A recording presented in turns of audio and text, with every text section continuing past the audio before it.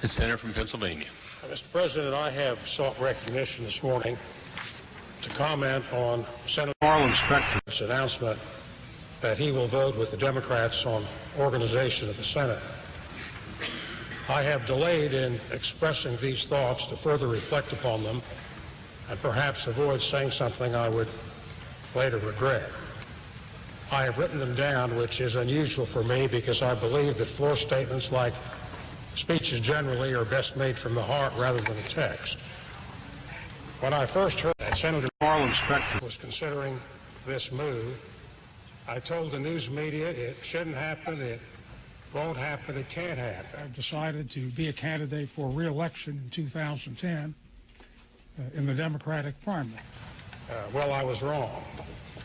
When Senator Arlen Specter confirmed that he was about to vote with the Democrats, we first pleaded with him, saying his change would disrupt the Senate, it would change the balance of power in the federal government generally, it would hurt his Senate friends, and it would likely cost many staffers to lose their jobs. Arlen Specter replied that I have consulted with a very large number of interested parties. We then told Senator Arlen Specter that we were authorized by the Republican leadership to tell him that if he stayed, quid pro quo. The term limits on his chairmanship would be waived. He would have a seat at the Republican leadership table as the moderates' representative, and IDEA, special education, would become an entitlement, which would enrich that program by billions of dollars for children across America. There's no quid pro quo. I was deeply disappointed by his announcement that he would organize with the Democrats. My immediate response to the news media was that it felt like there had been a death in the family. Other senators from our close-knit group were candidly hurt and confused. For some, that has turned to anger.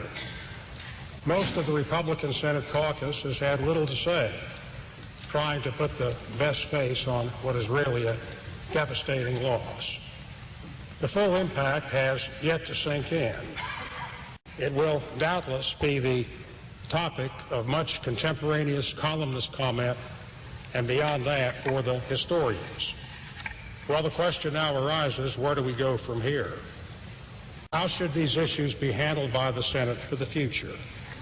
I intend to propose a rule change which would preclude a future reoccurrence of a senator's change in parties in mid-session, organizing with the opposition to cause the upheaval which is now resulting.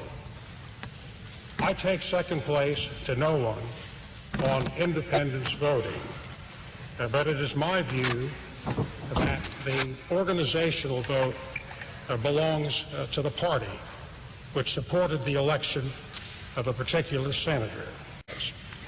When I first ran in 1980, Congressman Bud Schuster sponsored a fundraiser for me in Altoona, where Congressman Jack Kemp was the principal speaker.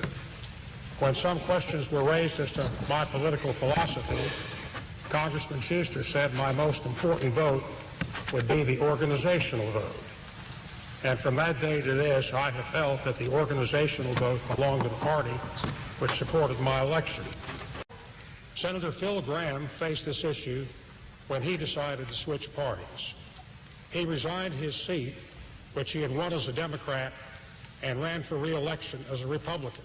I have traveled the state, surveyed the sentiments of the Republican Party in Pennsylvania, done public opinion polls, observed other public opinion polls, and have found that the prospects for winning a Republican primary are bleak.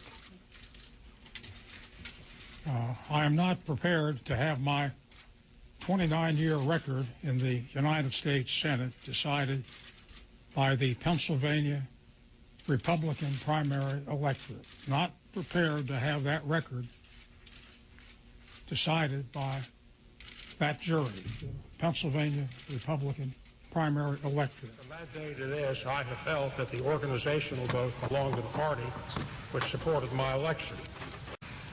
To repeat, I intend to propose a Senate rule which would preclude a change in control of the Senate when a senator decides to vote with the opposing party for organizational purposes. One other aspect does deserve comment, and that is the issue of personal benefit to a changing senator. In our society, political arrangements avoid the consequences of similar conduct in other contexts.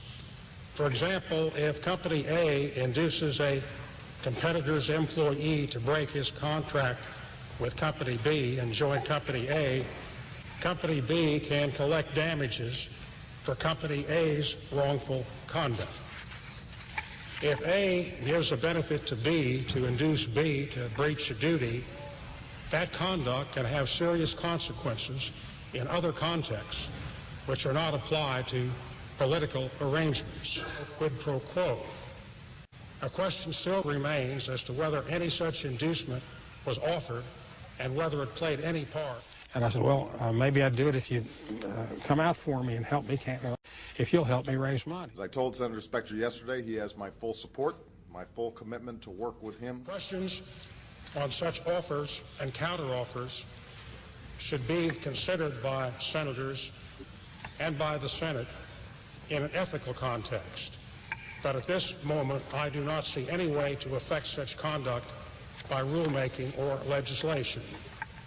This week's events raise very profound questions for the governance of our country as well as the operation of the United States Senate, and I intend to press the rule change which would preclude a recurrence of this situation, and will be discussing with my colleagues the whole idea of inducements as an incentive for a party switch.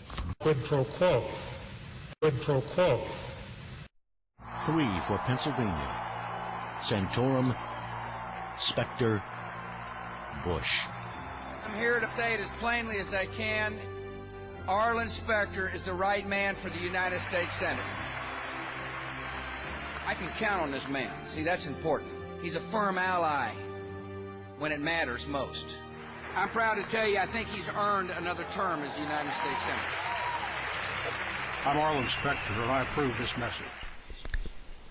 We are the citizens of Pennsylvania, and we no longer approve of your message. And a splashing over the horizon, what can it be? Looks like it's going to be a free country.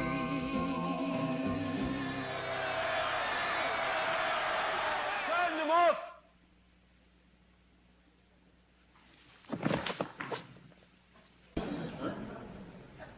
This is a theater of the absurd, my friends. This is a theater of the absurd. They knew that now they'd run their own land. But George III still vowed he'd rule them to the end. Anything I say, do it my way now. Anything I say, do it my way. Don't you get to feeling independent, 'cause I'm gonna force you to obey.